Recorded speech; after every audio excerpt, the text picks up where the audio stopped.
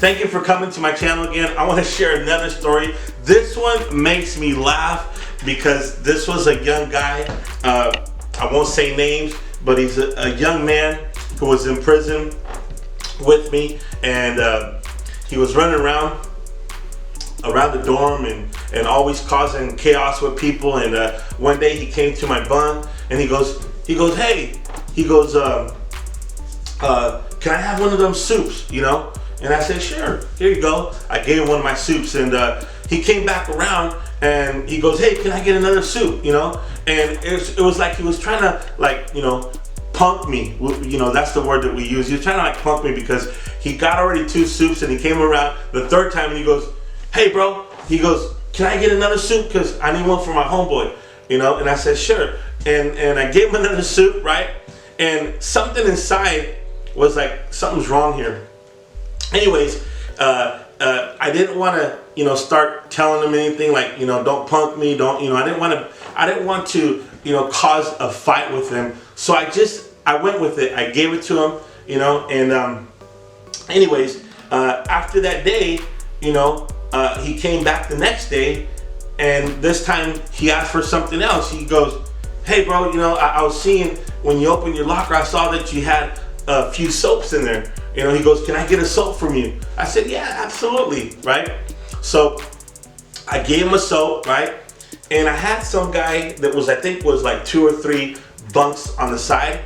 He goes, hey bro, he goes, that dude is trying to use you, man. He's trying to, you know, he's trying to use, you know, your stuff, and if you don't stop, he's gonna be every day, you know, asking for stuff from you. And I said, you know what, I already know, I'm good with it, you know, it's okay, you know, let me handle it, right? And it was weird because here's these guys getting mad, and I'm just being patient. I'm just allowing to see what's gonna happen, because hey, I've never been on this other side of the fence where I have to like be humble, you know, show meekness, but again, not trying to be weak, right? And so anyways, this youngster is testing me. He's like, you know, hey, can I get something else? And he sits by my bunk and he's like looking around, and he's like, what else you got? What else you got, you know? And I don't know if he's trying to prove a point to somebody or what, but he's sitting there trying to get more stuff from me. And I said, well, what do you want? What is it that you want? What are you looking for, man? He's all, I don't know, man. I just, you know, I don't know. You got another soup?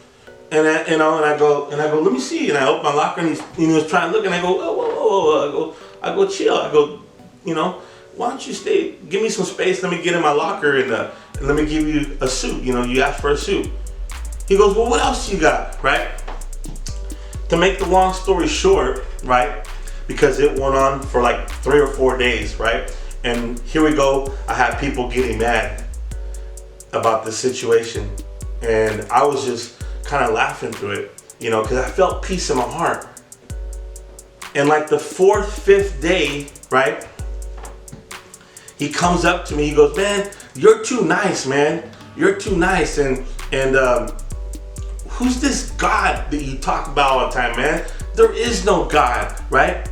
He goes, you know what, man? Honestly, I want you to pray for me. You know, he goes, I want you to pray for me. And we're right there standing there, right? We're right there standing. And I start praying for him, and I put my hands on his head, and I start praying.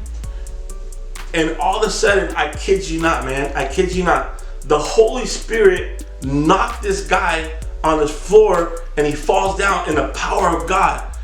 And he thought it was me, and I go, no, that's not me, it's God, man. God, he got touched by God. And from that day, I kid you not, man, this guy became so on fire for God. He was reading his Bible. He cut his hair because he had long hair like down to here. He was like a rocker guy.